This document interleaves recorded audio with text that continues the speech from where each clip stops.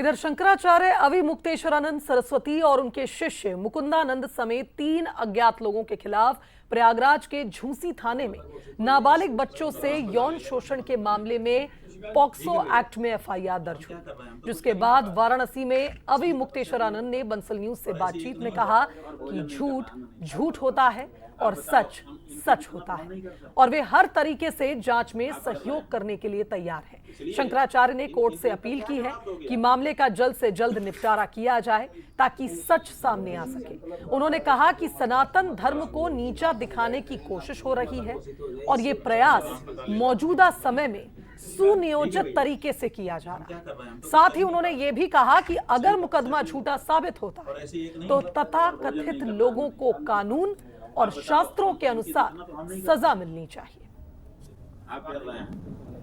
प्रयागराज के संगम में शुरू हुआ धर्म युद्ध अब कानूनी रूप में या कहा जाए कोर्ट कचहरी और थाना का स्वरूप ले चुका है और प्रयागराज पास्को कोर्ट की ओर से स्वामी अविमुक्तेश्वरानंद, उनके शिष्य मुकुंदानंद समेत 2 अज्ञात पर मुकदमा दर्ज करने का आदेश दिया गया और आज सुबह तड़के तेजी से जो झूंसी थाने में उनके खिलाफ मुकदमा भी दर्ज कर लिया गया है। क्या कुछ कहेंगे महाराज जी इस मुकदमे को लेकर जो खिलाफ आपके?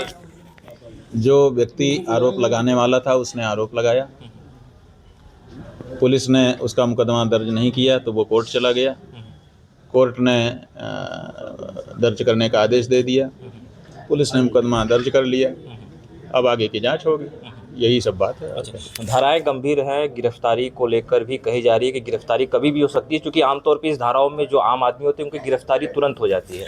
बात यह है कि तुरंत क्यों गिरफ्तारी होती है, क्योंकि उस पे पीछे उद्देश्य ये होता है कि जो साक्ष्य हैं वो सुरक्षित रहें।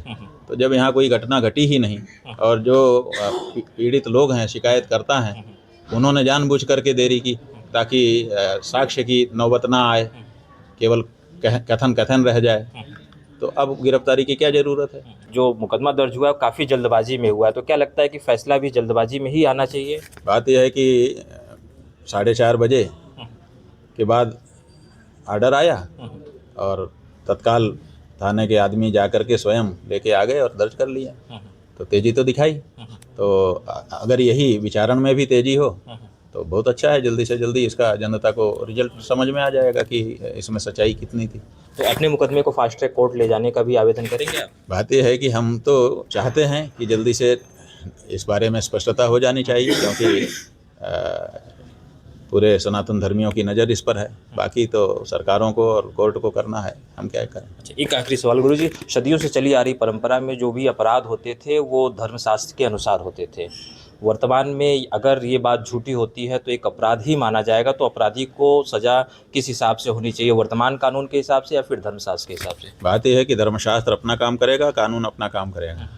कानून के अनुसार जो आरोप आप किसी के ऊपर लगाते हैं उसमें जो सजा तय है, अगर वो आरोप झूठा होता है तो वही सज़ा आपको मिलती है कि आपने झूठा आरोप लगाया, तो वो मिलेगी उनको। और धर्मशास्त्र में जो माननीय लोग हैं, मान ही उनका प्राण होता है, तो प्राण के हनन की जो चेष्टा है उसका जो पाप है वो उनको लगेगा। अच्छा, जांच में पूरा सहयोग रहेगा? क्यों नहीं, पूरा। उसके लिए वाराणसी से अभिषेक।